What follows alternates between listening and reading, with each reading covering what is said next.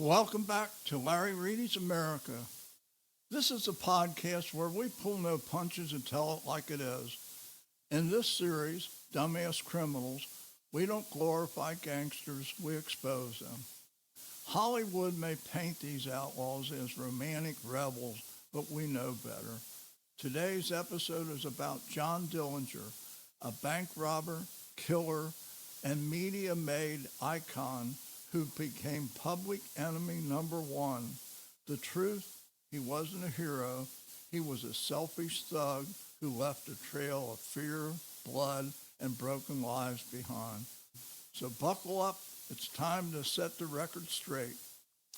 John Herbert Dillinger was born on June 22nd, 1903 in Indianapolis, Indiana. His mother died when he was just 4, and his father, strict, religious, and often harsh, moved the family to a small town of Mooresville. Dillinger grew up rebelling against authority. He was smart but undisciplined, with a short fuse and a thirst for attention. By his teenage years, he was already stealing coal, fighting, and skipping school. A brief stint in the Navy ended with a dishonorable discharge for desertion. His early years were defined by bitterness and a growing resentment towards anyone who tried to tell him what to do. He wasn't a product of poverty or desperation. He was a thrill seeker who found crime exciting. In 1924, at just 21 years old, he committed his first real crime, robbing a grocery store with a friend. The botched robbery got him 10 years in prison. For Dillinger, prison didn't rehabilitate, it trained him. He met seasoned bank robbers and came out a better criminal.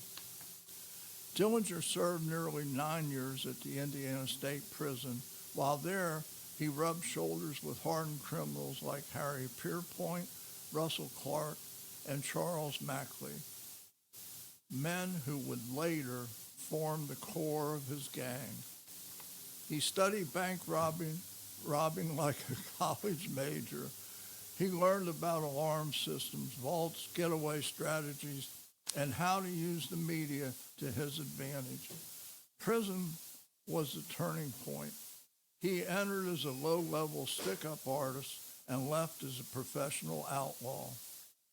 Released on parole in May 1933, Dillinger was itching to put his education to use, and the country was ripe for it. America was in the middle of the Great Depression. People were angry at banks and rage at the government and suspicious of authority. Dillinger didn't have a cause, but he knew how to take one. Shortly after release, Dillinger robbed a bank in New Carlisle, Ohio. He was caught in Dayton and jailed, but his new criminal friends were working on something big. In October 1933, Pierpoint and others broke Dillinger out of jail using guns smuggled in via a box of thread. The jailbreak sparked a wave of lawlessness, unlike anything the Midwest had ever experienced. The newly formed Dillinger gang robbed banks in Illinois, Indiana, and Ohio with military precision. They stormed in with machine guns, took hostages, and disappeared before police could react. They weren't Robin Hoods. They didn't give to the poor. They gave themselves. Dillinger played the media like a fiddle. He smiled for the cameras, left notes mocking the police, and courted attention. Reporters ate it up. Soon he was splashed across headlines nationwide as the Robin Hood of the Midwest. It was all a lie. While Dillinger's charm made headlines, the real story was buried. The gang left behind dead police officers, terrified bystanders, and traumatized communities. In December 1933, they robbed a police arsenal in Auburn, Indiana, stealing machine guns, rifles, and bulletproof vests. They now have better weapons than most police departments.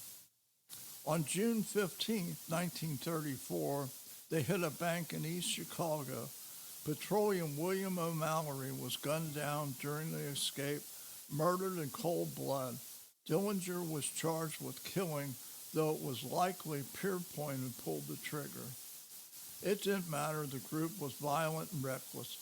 By this point, Dillinger had robbed over a dozen banks and was wanted in multiple states. He was officially named Public Enemy Number 1 by the FBI. The manhunt began in earnest.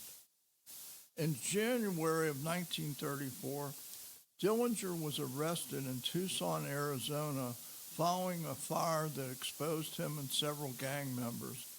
He was extradited to Indiana and placed in the supposedly escape-proof Crown Point jail. The press hounded him. Dillinger smiled for cameras, joked with reporters, and strutted like a movie star. Then in March 1934, he escaped again, this time using what he claimed was a wooden gun he carved and blackened with shoe polish. He walked out of jail, stole the sheriff's car, and drove across state lines, making it a federal crime and drawing the full attention of J. Edgar Hoover and the newly formed FBI. The Crown Point escape was his boldest move, but also the beginning of the end. After Crown Point, Dillinger formed a new gang and continued robbing banks. The most infamous was the April 1934 robbery of the First National Bank in Sioux Falls, South Dakota, where civilians were used as human shields. He was no longer a dashing folk hero. He was a hunted fugitive and nowhere to hide. The FBI tracked him to Minnesota, where a bloody shootout at the Little Bohemia Lodge ended with an FBI agent and a civilian dead, but Dillinger escaped once more. By now, the federal government had made catching him a national priority. Hoover needed to win just to justify the FBI's growing budgeting and power. Dillinger, meanwhile, underwent plastic surgery to change his appearance. The surgery was botched, leaving him disfigured. The outlaw's days were numbered. In July 1934, Dillinger was hiding in Chicago, living with a Romanian Madam Anna Sage, real name Anna Kumpanis, who ran a brothel and was facing deportation.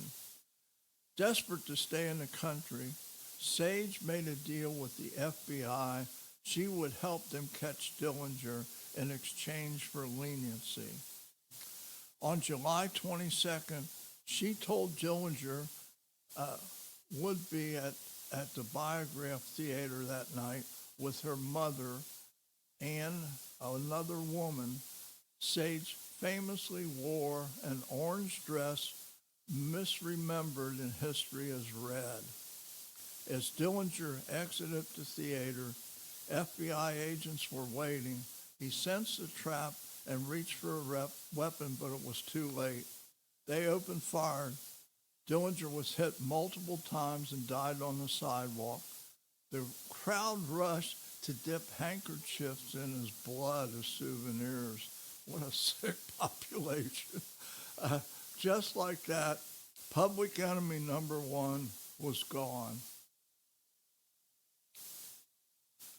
Dillinger's death made front-page news nationwide. Some mourned him, others breathed a sigh of relief. Hollywood jumped in immediately, making films that glamorized his life. But beneath the headlines and the myths was a simple truth. He was no rebel. He wasn't fighting for justice or against corrupt system. He was a thrill-seeking criminal who loved money, fame, and control. He robbed, shot, escaped, and murdered, not for a cause, but for the adrenaline. J. Edgar Hoover used Dillinger's capture to elevate the FBI's reputation. New laws were passed, and federal law enforcement gained sweeping new powers. Dillinger didn't just make a mess. He helped create the very tools that would haunt every future criminal like him. Dillinger's arrogance was his downfall.